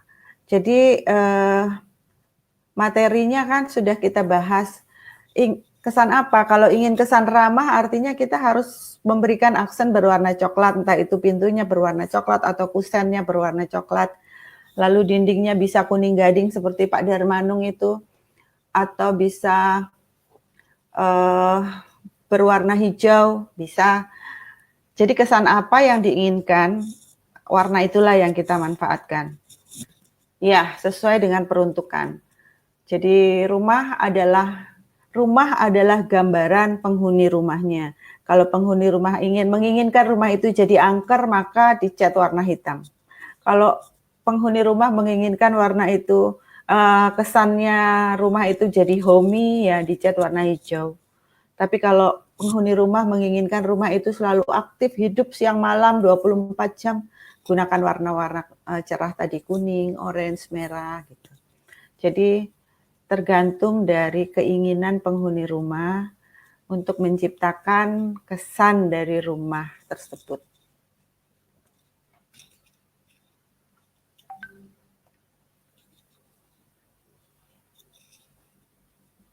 Terapi warna apakah berlaku juga untuk warna cat mobil? Kalau warna cat mobil itu yang melihat adalah orang yang di luar dari pengendara. Jadi yang melihat adalah orang yang di luar. Jadi ke orang yang di dalam itu lebih ke joknya ya, lebih ke peralatan atau perangkat yang ada di dalam mobil. Itu terapinya di dalam mobil, bukan di luar mobil. Tapi kalau di luar mobil orang yang melihat. Dan orang yang melihat itu barangkali mobil jalan itu kan hanya sekilas-sekilas saja. Kecuali kalau mobilnya itu hanya untuk dipandangi ya Pak Kris. Jadi mobilnya dicat sesuai dengan warna apa yang diinginkan lalu dipandangi aja. Nggak usah dikendarai. Mungkin itu bisa.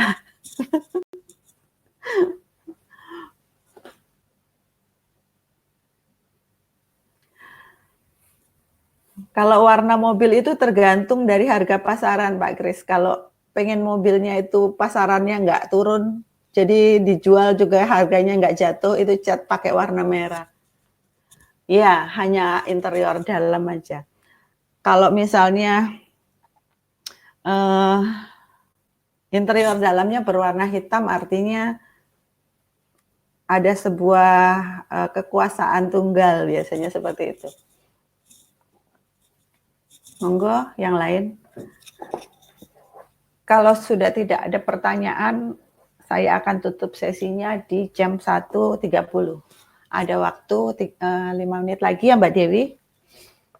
Oh ya Bu, saya mau tanya nih Bu, kalau misalkan untuk dekorasi kantor dari bidang keuangan itu dan marketing itu tadi kan harusnya warna apa Bu? Mohon maaf tadi saya ke keuangan gitu. Karena kan lagi di masa pandemi kayak gini kan butuh semangat yang lebih gitu Bu. Ya, Untuk ya. Jadi kalau khususnya di segi marketing. Kalau untuk marketing ya, itu berikan aksen berwarna merah untuk membangkitkan semangat. Nah, terus kalau untuk keberlimpahan ya tadi warna gold atau kuning. Jadi ada dua warna yang di masa pandemi ini harus sering kita gunakan itu dua. Yang satu itu warna merah dan yang satu warna kuning. Ini dua-duanya warna panas. Selain untuk meningkatkan daya tahan tubuh kita, warna gold dan warna kuning ini juga bisa mendatangkan keberuntungan. Jadi elemen-elemen merah dan kuning ini mendatangkan keberuntungan. Ini penjelasannya nanti saya jelaskan di grup karena panjang. Jadi di masa pandemi ini kita membutuhkan satu energi yang sangat besar untuk mendatangkan keberuntungan dan keberlimpahan. Nah, energi tersebut bisa kita dapatkan dari warna kuning dan merah. Warna kuning itu bisa juga gold ya, jadi warna emas. Seperti itu. Jadi kalau untuk marketing yang bergerak di bidang keuangan, gunakan dua warna itu. Entah di brosurnya atau misalnya di aksen meja atau meja resepsionis itu menggunakan warna merah, gold. Lalu ada juga sedikit sentuhan warna biru untuk kepercayaan dan komunikasi seperti itu. Jadi 3 warna itu bisa dikombinasi. Oke, baik Bu. Terima kasih Bu. Sama-sama. Di kantor bank, meja abu-abu dan penyekat oranye. Abu-abu itu warna yang netral, bisa digunakan untuk apa saja. Karena sama dengan putih, dia hanya memperkuat warna-warna yang lain. Kalau penyekatnya orange artinya kantor itu memang menginginkan pegawai-pegawainya selalu ceria. Walaupun nggak digaji tetap ceria gitu ya Pak Kris. Pengalaman menatap warna kuning dalam perjalanan ke kantor. Semula dari rumah lesu sampai kantor tambah semangat, tidak jadi ngantuk. Fakta, walau warna yang saya tatap sekilas pada setiap warna kuning di sisi jalan. Ya, makanya kenapa di jalan raya itu rambu-rambu itu kebanyakan warna kuning. Karena kuning itu bisa meningkatkan kewaspadaan kita, meningkatkan fokus dan konsentrasi. Nah, makanya di jalanan itu biasanya marka-marka jalan itu berwarna kuning. Jadi tanpa kita sadari ternyata di dalam kehidupan kita ini semua menggunakan konsep warna, hanya kita nggak paham. Nah, sekarang setelah kita paham, maka kita juga ikut mengaplikasikannya di dalam kehidupan kita. Mbak, kalau dinding yang satu saya beri aksen warna semangat, sisi dinding lain saya beri aksen warna teduh damai. Memungkinkan sekali. Memungkinkan sekali. Jadi warna rumah itu kan sesuai peruntukan tadi saya bilang. Apa yang kita ingin kita ciptakan di dalam rumah itu, kesan apa, energi apa. Kalau misalnya di ruang tamu kita menggunakan aksen merah, orange, dan kuning supaya orang-orang yang datang itu tidak meninggalkan energi negatifnya dan kita tetap semangat menerima tamu ya, semangat menerima tamu ya berarti, dan membuka diri, membuka peluang untuk mendatangkan rezeki dan keberlimpahan. Karena apa? Karena rezeki itu kan datangnya dari manusia. Jadi ketika kita semangat, kita membuka diri kita, memperbesar wadah kita untuk kedatangan berkat dari Tuhan. Kita menyiapkan warna merah, kuning, dan orange bisa. Kemudian di dalam ruang keluarga kita menggunakan warna ungu putih misalnya. Ungu dan putih atau kita menggunakan warna biru dan hijau. Bisa. Jadi sesuai peruntukannya. Oh, dalam satu ruangan. Dalam satu ruangan warna dindingnya krem. Terus maksudnya aksennya bisa. Jadi misalnya dindingnya krem, tadi sama kayak Pak Darmanung ya, krem itu warna netral. Di dalam ruang tamu, dinding krem itu ditambah dengan aksen merah, kuning, dan orange. Jadi misalnya cari sofa yang berwarna orange, ya, atau sekarang kan ada tuh pelapis sofa, jadi nggak perlu ganti sofa, cukup beli pelapis sofanya aja dengan warna orange. Kemudian di dindingnya ada lukisan warna hijau. Nah, atau misalnya foto hutan, ya kan suka fotografi kan. Nah terus figuranya berwarna coklat. Nah kombinasi warna yang selaras itu akan memberikan kenyamanan bagi penghuni rumah dan akan memberikan aura rumah yang baik, energi rumah yang baik, dan akan menciptakan kedamaian dan harmoni. Bisa Mas, bisa dikombinasikan. Jadi untuk rumah yang sudah terlanjur dicat satu warna misalnya bisa dikombinasikan sesuai peruntukan. Jadi kalau misalnya warna krem itu di kamar, untuk mendapatkan tidur yang berkualitas gunakan spraynya berwarna hijau atau biru. Dindingnya tetap krem, tetapi peralatan yang ada di kamar itu misalnya spraynya berwarna biru, bed covernya berwarna biru, terus nanti cari lukisan yang lukisan laut atau lukisan langit yang berwarna biru, atau mungkin lukisan hutan yang berwarna hijau, seperti itu. Bisa dikombinasikan.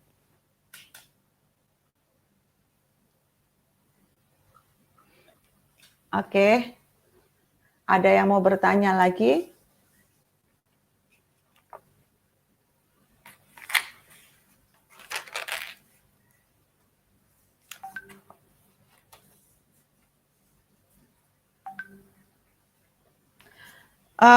Yang harus dipahami adalah bagaimana cara kita menciptakan sebuah ruangan yang nyaman, yang membuat kita betah.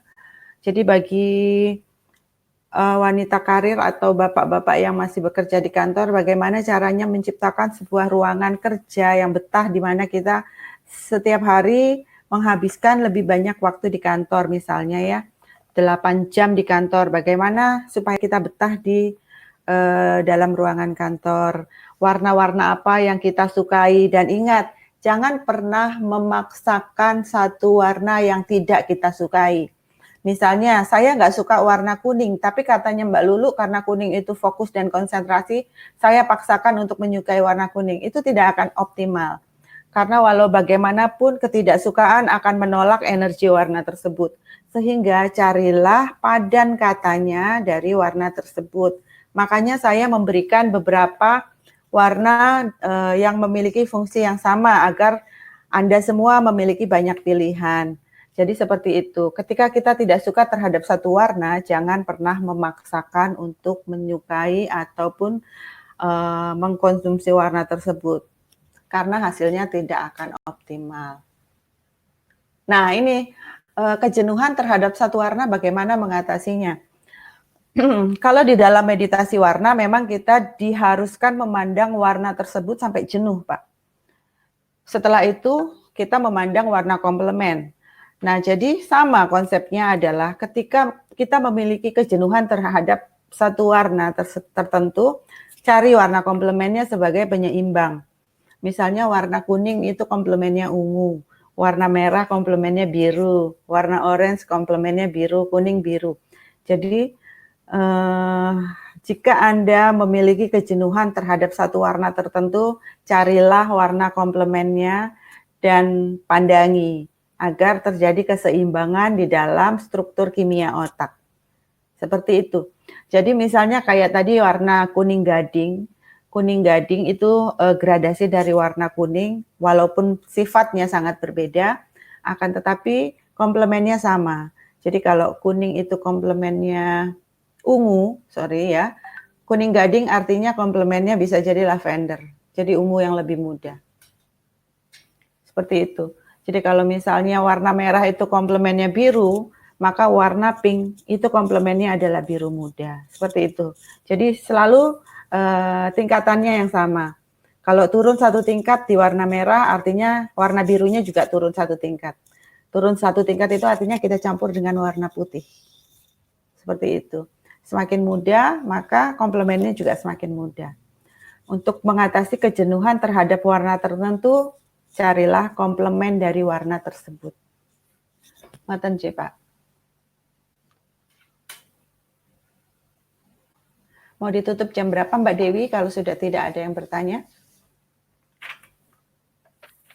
Bapak Ibu, apakah ada pertanyaan lagi? Kalau tidak, webinarnya akan kami sudahi. Mungkin dari Ibu Amri ada pertanyaan, Ibu Rini, Ibu Desi, Pak Ardi, apa ingin bertanya? Pak Josafat, Kayaknya udah pinter semua, ini udah sesi 1, udah ngelewatin sesi 1, sesi 2 udah pinter semua, jadi udah nggak pengen tanya, udah paham. Oke, baik.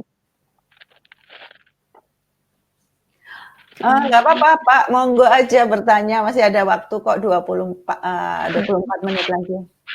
Monggo, silakan. Darmanung, atau mau request to speak, Pak, biar bisa langsung berbicara langsung dengan Ibu Lulu. Boleh. Baik, untuk Ibu Retno, terima kasih.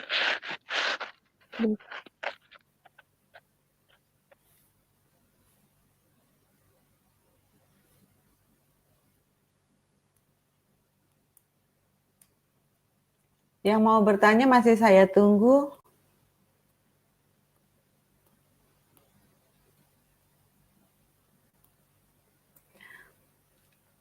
Jadi terapi warna ini juga bisa kita aplikasikan ke dalam teknik fotografi. Ada Mas Yos nggak? Masih aktif nggak Mas Yos? Jadi misalnya untuk menciptakan sebuah foto yang kayak kemarin ada pertanyaan ya dari Mbak Wita, untuk menciptakan suatu foto yang memiliki energi keberuntungan gitu. Jadi bisa menang lomba atau apa. Sebetulnya itu sih teknik bagaimana teknik kita mempertajam atau memperluas sudut pandang dari teknik fotografi. Paling aman untuk interior pakai warna putih ya Bu, supaya bisa ganti-ganti warna aksen sesuai kebutuhan. Warna putih ini juga memiliki kekurangan, yaitu dia cepat kotor ya. Lebih mungkin bisa dikatakan bahwa warna netral itu ada beberapa macam, bukan putih aja, abu-abu atau kuning gading, itu juga warna netral ya, aksennya bisa diganti-ganti. Kalau putih ini kekurangannya adalah itu tadi, kalau kita punya anak kecil, maka ruangan akan kelihatan lebih kotor dan kusam. Lalu untuk ruangan-ruangan yang lebar dengan warna putih akan tampak menjadi lebih lebar. Terus konsumsi yang berlebihan terhadap warna putih akan menimbulkan kesan terlalu steril itu tadi. Kalau misalnya kita tidak pandai-pandai mengaplikasikan warna aksennya juga kelihatan kosong dan hampa. Jadi untuk warna-warna netral itu ada beberapa warna, bisa menggunakan warna abu-abu atau warna kuning muda. Oh, bisa sekali Pak. Jadi untuk healing itu kita sudah mengenal tadi manfaat-manfaat warna. Jadi sesuaikanlah dengan kondisi kita. Misalnya, oh iya saya punya kelemahan di area ginjal misalnya atau pankreas, oh saya punya penyakit diabetes misalnya ya. Diabetes ini ada gangguan di pankreas, di mana pankreas kita tidak berhasil menyediakan insulin sebesar makanan yang kita konsumsi, sehingga gula darah kita naik. Nah, artinya pankreas kita lemah di dalam hal ini. Oh ya, berarti kita membutuhkan warna orange. Warna orange bukan berarti kita harus mengecat tembok kita dengan warna orange, karena itu akan menyebabkan konsumsi yang berlebihan juga tidak baik. Bisa saja kita menggunakan warna-warna orange untuk misalnya spray kamar atau misalnya bantal kursi atau karpet di ruang keluarga atau misalnya ciptakan kayak apa ya namanya hiasan dinding itu kayak kain tapi untuk di tembok apa lukisan kain gitu hanya warna orange aja nggak masalah. Tetapi kita tidak perlu merubah warna cat rumah dengan warna orange karena kalau berlebihan kita konsumsi juga ada efek sampingnya. Jadi kita bisa menggunakan aksen pernak-pernik atau yang lain. Itu lebih mudah dan lebih simple.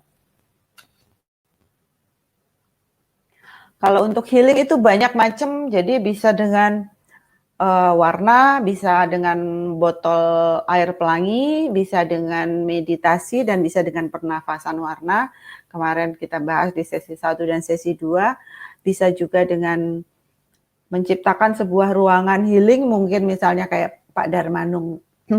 Maksud bisa misalnya dengan, untuk healing biasanya lebih ke warna hijau.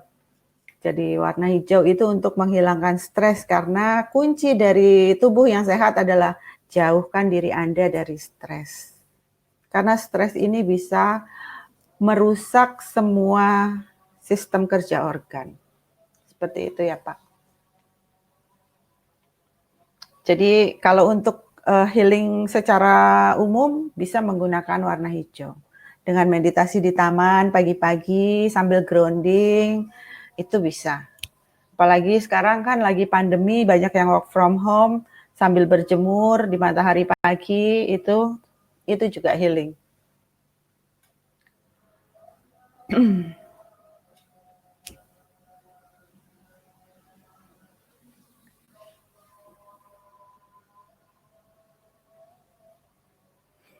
Pada kasus keluhan komplikasi di mana antara terapi warna untuk satu keluhan ternyata beda dengan terapi penyakit yang lain diderita. Jadi satu persatu Pak ya. Jadi misalnya apa nih? Misalnya sebetulnya tidak ada penyakit penyembuhan terapi warna ini yang kontradiksi terhadap penyakit yang lain. Jadi yang harus diingat itu. Terapi warna ini bukanlah medis barat yang menimbulkan kontradiksi. Jadi misalnya kalau medis barat itu ketika kita dokter menyembuhkan penyakit jantung, obat-obatan penyakit jantung itu akan membawa dampak buruk kepada ginjal. Seperti itu. Tapi kalau terapi warna tidak seperti itu Pak. Terapi warna adalah metode penyembuhan holistik di mana warna akan memberikan keselarasan harmonisasi terhadap sistem kerja organ. Jadi kalau saya membahas cakra A, B, C, D, E, itu sebetulnya 7 cakra itu adalah satu kesatuan, di mana cakra itu akan saling berkomunikasi. Fungsi cakra adalah sebagai media komunikasi antara tubuh-tubuh yang lain. Ingat kan ada berapa tubuh energi kita? Cakra ini berfungsi untuk menjalin, jadi dia itu sebagai mediator dan penggerak cakra-cakra yang ada di tubuh-tubuh yang ada di tubuh energi. Jadi lapisan-lapisan tubuh energi. Cakra adalah mediator dan penggeraknya. Jadi ketika kita melakukan terapi warna untuk satu keluhan misalnya ya, untuk keluhan apa nih? Bisa dikasih contoh. Keluhan lambung. Nah, kita melakukan terapi warna untuk keluhan lambung. Ketika lambung kita baik, lambung kita sehat, otomatis jantung kita juga akan membaik. Otomatis peredaran darah kita juga akan membaik. Otomatis kita juga nggak jadi sering pusing, seperti itu. Jadi misalnya kita memperbaiki pankreas kita, liver, otomatis nanti ginjal kita juga membaik. Ginjal membaik, otomatis tubuh bagian bawah membaik. Nah, seperti itu Pak. Jadi komunikasinya satu kesatuan, bukan saling kontraindikasi atau kontradiksi. Berbeda dengan medis barat yang Jantungnya disembuhkan, GERD-nya kumat. GERD-nya disembuhkan, ginjalnya kena. Nggak seperti itu. Tapi penyembuhan holistik adalah menyelaraskan kembali sistem kerja organ-organ tubuh kita. Seperti itu. Jadi tidak ada kontraindikasi. Ketika saya mengatakan bahwa penggunaan secara berlebihan menyebabkan efek samping, yang dikatakan berlebihan ini adalah ketika kita berada di satu ruangan hitam selama bertahun-tahun. 24 jam kita berada di dalam ruangan berwarna hitam selama bertahun-tahun. Itu adalah berlebihan. Tapi kalau misalnya kita sehari itu cuma 7-8 jam berada di ruangan itu tidak akan merubah struktur kimia otak. Tapi kalau kita 24 jam selama 6 bulan atau 1 tahun, itu yang saya katakan berlebihan. Tapi selagi kita keluar masuk masih melihat warna yang lain, itu kita tidak akan overdosis. Tenang aja, Pak. Jelas nggih? Jadi terapi warna tidak akan menyebabkan kontraindikasi atau konflik antara organ yang satu dengan organ yang lain.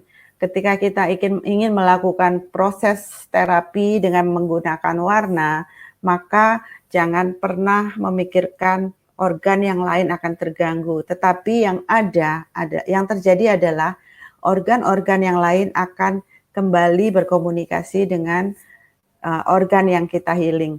Jadi mengapa tubuh kita sakit? Karena komunikasi antar sel itu terputus. Sehingga seharusnya kalau jari jempol kita ini kejepit, maka air mata keluar. Artinya ada komunikasi antara jempol sama kelenjar air mata. Tetapi ketika jempol kita kejepit tapi air mata nggak keluar, yang ada adalah saraf ketawa kita yang terangsang. Artinya ada error di dalam sistem otak kita. Nah, itu artinya ada komunikasi yang terputus antar sel. Ya, jadi sudah saatnya kita membuka mata kita untuk mempelajari metode penyembuhan dari metode yang lain dari pengobatan medis barat yang konvensional. Karena ketika kita mempelajari sistem penyembuhan holistik, kita mempelajari sistem penyembuhan timur, kita mempelajari sistem penyembuhan leluhur Indonesia kuno dan lain-lain, metode ini adalah satu metode yang sangat aman, yang tidak menimbulkan efek samping, tidak menimbulkan ketergantungan, dan akan terjadi proses perbaikan walaupun secara lambat tapi pasti. Berbeda dengan medis barat, penyembuhan tidak ada penyembuhan, hanya ada mengatasi sementara rasa sakit yang ada, tetapi tidak dicari penyebabnya. Seperti itu. Jadi metode healing ini ada bukan metode sulap atau sihir yang seperti saya ungkapkan waktu awal-awal. Ini adalah metode yang jika kita konsisten melakukan, maka perbaikan juga akan kita rasakan. Tidak seperti minum obat yang saat ini kita minum, saat ini sembuh. Tetapi butuh konsistensi dan disiplin yang tinggi. Seperti itu. Ya, jadi pola napas mulailah, khususnya sekarang kita mengalami masa pandemi, di mana virus COVID-19 itu akan menyerang sistem pernafasan paru-paru, maka mulailah untuk belajar bernafas menggunakan mulut atau diafragma. Jadi sebetulnya Tuhan sudah menciptakan kita sempurna, kita memiliki kita bisa bernafas bukan hanya dengan paru-paru, tapi kita juga bisa menggunakan atau memanfaatkan rongga kosong yang ada di perut yang disebut diafragma. Jadi kenapa orang-orang zaman dulu belajar nafas mulut? Ternyata nafas mulut itu mengaktifkan diafragma yang ada di perut. Nah, itu juga bisa kita gunakan sebagai metode bernafas. Jadi kalau paru-paru kita terganggu, hidung kita terganggu, kita nggak panik. Karena kita bisa bernafas dengan mulut dan menggerakkan diafragma. Fungsinya sama. Hanya saja kita selalu didoktrin dari kecil bahwa bernafas harus dengan hidung agar oksigen oksigen yang kita ambil dan karbon dioksida yang kita keluarkan. Sebetulnya sama. Seperti itu ya. Terima kasih atas kehadirannya sampai akhir. Webinar Santikara Series sesi 1, 2, dan 3 sudah selesai. Terima kasih bagi teman-teman. Semoga metode terapi warna yang kita pelajari kali ini membawa manfaat dan membawa perubahan yang lebih positif di dalam hidup kita. Saya Nurul Latifah Mangandaralam MPSI, mohon pamit undur diri, mohon maaf jika ada kata-kata yang salah, jika ada bercandaan yang nggak lucu, mohon dimaafkan. Semoga kita bisa berjumpa kembali di dalam webinar yang lain. Pamit undur diri, terima kasih. Selamat siang. Terima kasih banyak Ibu Lulu atas waktunya. Selamat siang. Baik, teman-teman semua, terima kasih atas waktunya ya. Selamat siang.